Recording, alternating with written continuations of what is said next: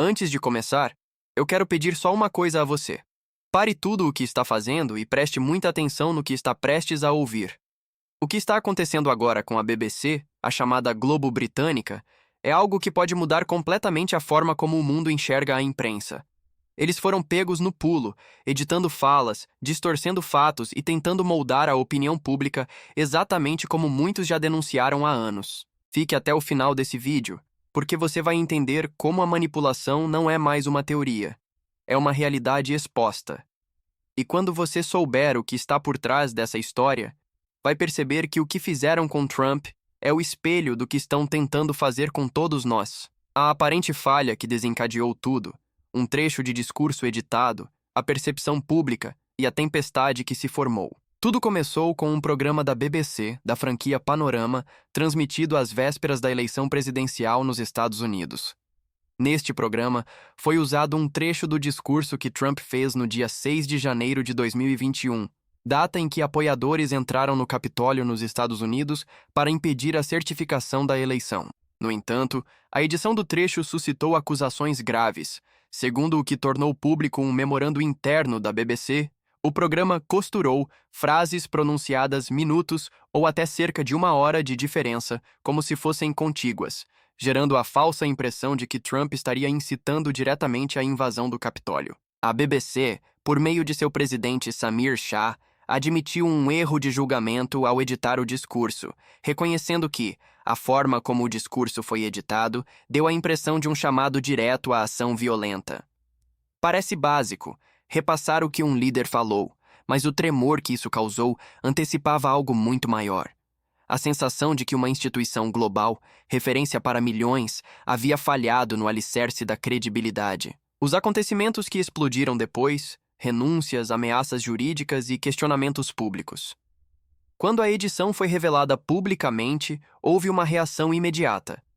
Trump enviou ao BBC uma carta de sua equipe jurídica exigindo retratação e pedindo use $1 bilhão por danos reputacionais, alegando que o conteúdo editado era falso e difamatório. Como efeito direto, 2 das mais altas lideranças da BBC renunciaram.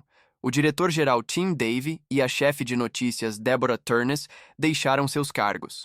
Samir Shah, em carta ao Parlamento do Reino Unido, afirmou que, embora reconheçam alguns erros individuais, a noção de viés institucional ou institucionalizado não se mantém verdadeira. Formalmente, o que tinha sido tratado como um conteúdo jornalístico passou a ser questionado como parte de uma narrativa política maior, com acusações de que o episódio fazia parte de uma tentativa de influenciar a eleição nos Estados Unidos. Em suma, uma emissora centenária vista como guardiã da imparcialidade viu seu comando técnico ruir, recebeu acusações de manipulação e enfrenta um processo que pode abalar sua própria estrutura. Por que isso importa? Implicações para o jornalismo, para os leitores e para as forças políticas. Quando um grande veículo como a BBC admite que uma edição mal feita deu a impressão de algo que não era, abre-se uma porta muito perigosa, a de que, se fizeram comigo, podem fazer com você. Se você confia que a mídia é neutra, esse episódio atinge diretamente esse contrato de confiança. Para o público, isso gera uma dúvida. Se até uma emissora com reputação global pode errar ou manipular, quem garante que as demais, menores, mais ideologizadas ou menos vigiadas, não façam o mesmo em escala maior? Politicamente, os efeitos são múltiplos. De um lado, líderes e partidos da direita apontam que este caso evidencia a viés que sempre suspeitaram. Imprensa supostamente alinhada à esquerda, que favoreceria certas narrativas e atacaria figuras próximas à direita. De outro lado, essas figuras ganham tração.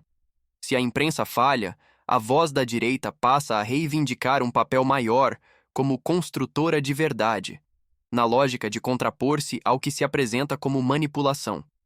E não é só nos Estados Unidos ou no Reino Unido. Esse tipo de incidente reverbera globalmente, seja em narrativas sobre tecnologias, saúde, eleições ou em eventos dramáticos. Assim, o episódio da BBC conecta-se com debates mais amplos. Quem informa?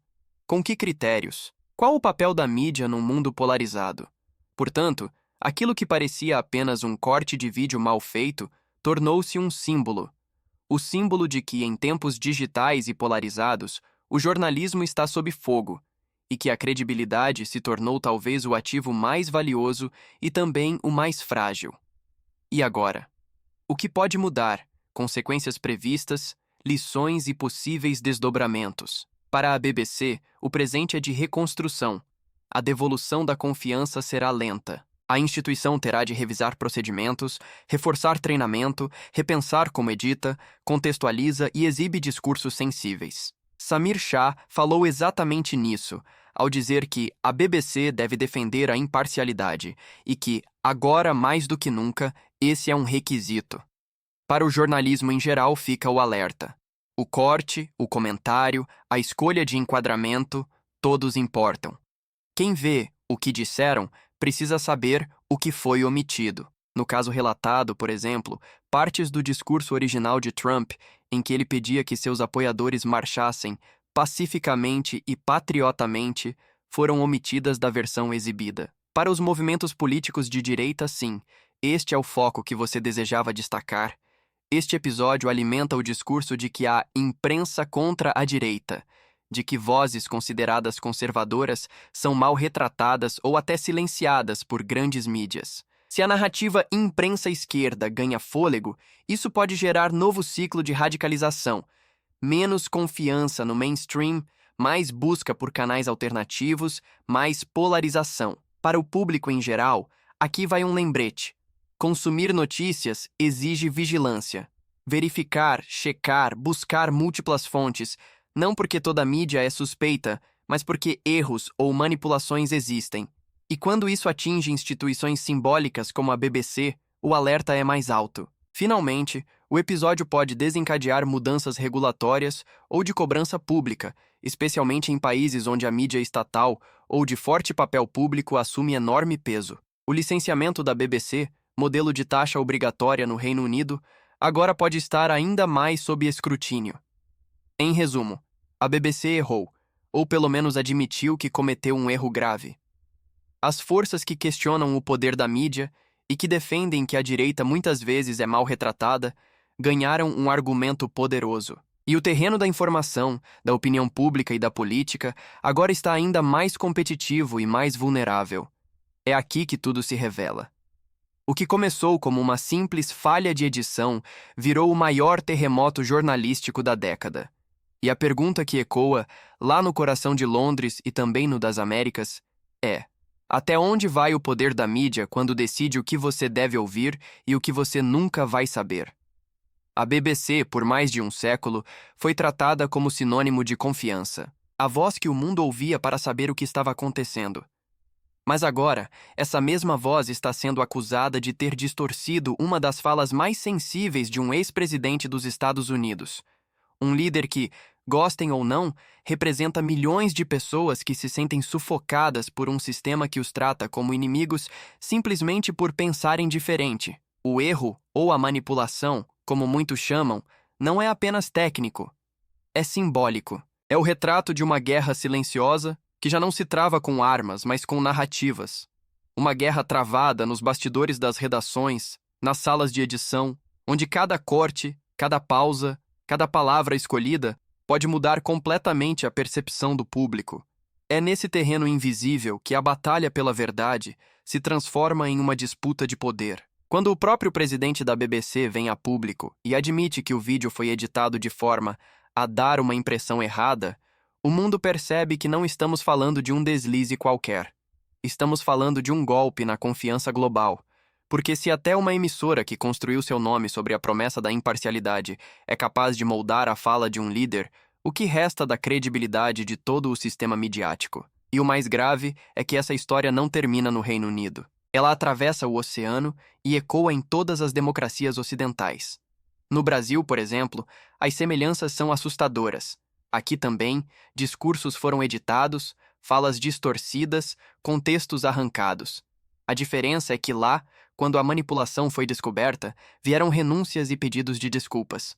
Aqui, o silêncio ainda é o principal escudo de quem controla a narrativa. Há um detalhe que poucos perceberam. O trecho verdadeiro do discurso de Donald Trump, aquele em que ele pede para os seus apoiadores marcharem de forma pacífica e patriótica, foi cortado, removido, substituído por uma sequência que o fazia parecer um incendiário. O resultado foi imediato: manchetes, condenações, censura digital e a destruição da reputação de um homem em questão de horas. Agora imagine quantas outras histórias de líderes, de cidadãos, de movimentos inteiros foram moldadas da mesma forma. Quantas vezes a verdade foi reescrita em silêncio, com um simples clique na mesa de edição. O público está começando a perceber. Aos poucos, as pessoas entendem que o problema não é mais entre direita e esquerda, é entre quem quer a verdade e quem quer controlá-la. E é exatamente nesse ponto que o erro da BBC se torna um divisor de águas. Porque pela primeira vez, uma das maiores emissoras do planeta se vê obrigada a admitir que ultrapassou a linha que separa o jornalismo da manipulação. E o que acontece quando o público desperta? Quando percebe que há um roteiro sendo escrito por trás das câmeras, enquanto a realidade é cortada, rearranjada e vendida como notícia? A resposta está nas ruas, nas redes e nas urnas. Está nas pessoas que agora duvidam, que investigam, que querem ver o vídeo original, ouvir o áudio completo, saber quem editou e por quê. A confiança cega acabou. O monopólio da informação está ruindo. A BBC, chamada por muitos de Globo Britânica, acaba de se tornar um exemplo vivo de como a credibilidade pode evaporar em um único erro. E talvez o maior ensinamento dessa história seja simples, mas poderoso. A verdade não precisa de edição. Quem confia na verdade não precisa cortá-la, nem moldá-la, nem adaptá-la ao roteiro do momento. O público já entendeu. E é isso que assusta os poderosos. Porque quando a verdade vem à tona, ela não pede licença. Ela não pergunta se vai doer. Ela simplesmente aparece e expõe todos aqueles que lucraram com a mentira. E é aí que a trama muda completamente. Porque agora, o gigante da informação que por décadas ditou o que o mundo devia pensar, está sendo obrigado a encarar o espelho e admitir: sim, nós erramos. E esse erro custou caro, custou a confiança de milhões de pessoas, a reputação de uma instituição centenária e talvez o início do fim de uma era onde poucos controlavam a voz de todos. O mundo está mudando.